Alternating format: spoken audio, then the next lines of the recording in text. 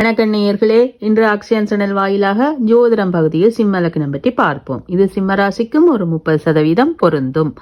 இது காலபுருஷ தத்துவத்தின்படி 5ஆம் வீடு, ஆண் வீடு, சூரியனின் ஒரே வீடு, நெருப்பு ராசி, ஒற்றைப்படை ராசி.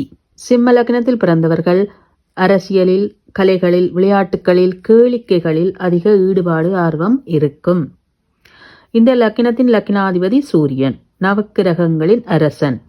எனவே இவர்களும் தன்னை முதன்மைப்படுத்தியே இருப்பார்கள். நான் தான் எல்லாம் என்ற ஒரு கர்வம், ஆணவம் இவர்களுக்கு இயல்பாகவே இருக்கும். இந்த லக்னத்தில் பிறந்தவர்கள் அதிகம் கற்பனை செய்வார்கள். கற்பனை வளம் அதிகமாகவே இவர்களுக்கு இருக்கும். நான் தான் எல்லாம் என்ற எண்ணம் இவர்களுக்கு இருக்கும். மற்றவர்களை தன்னை நோக்கி ஈர்க்கிற இயல்பும் இவர்களுக்கு இருக்கும்.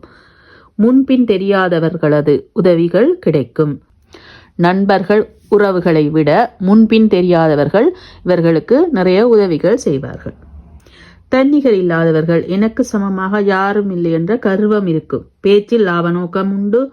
கடும் உழைப்பை வெளிப்படுத்துவார்கள். கடும் உழைப்பால் முன்னுக்கு வருவார்கள்.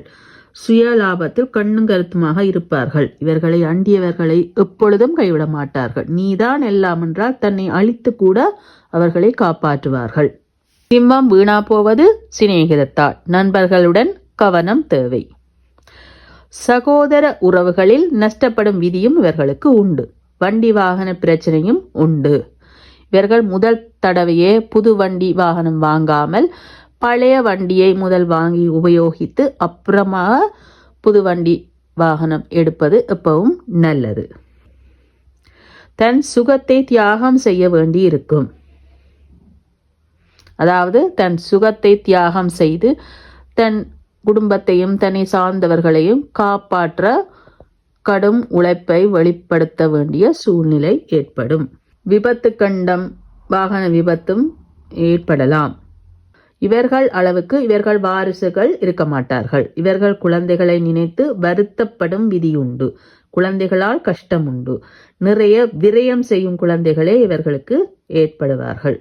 அதாவது இவர்கள் கஷ்டப்பட்டு உழைச்சு சேர்த்து வைக்கிற சொத்தை எல்லாம் குழந்தைகள் சிம்பிளா அழித்து விட்டு போவார்கள். குழந்தைகளால் அவமானமும் ஏற்படலாம். கடும் உழைப்பாளிகள் வாழ்வில் பெரும் உழைப்பால் உயர்வான இடத்தை பிடிப்பார்கள். சிம்ம லக்னக்காரர்கள் நிறைய காதல் வசப்படுவார்கள். பொருந்தாத காதல் வாய்ப்பும் உண்டு. சிம்ம லக்னக்காரர்களுக்கு வாழ்க்கை துணை முரண்பாடாகவே அமையும்.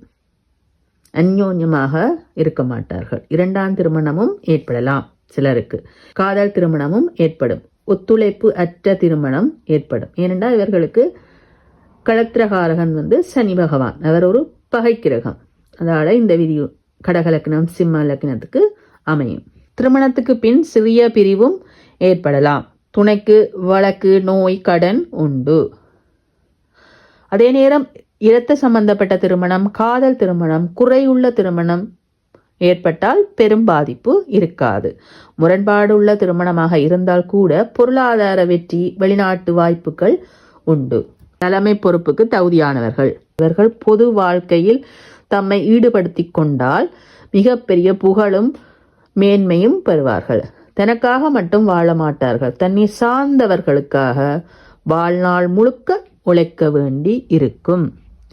சம்பாதிப்பின் பெரும் பகுதியை விரயம் செய்யும் விதி உண்டு. தன்னை சார்ந்தவர்களுக்காக பண விஷயங்களில் கூடுதல் கவனம் தேவை.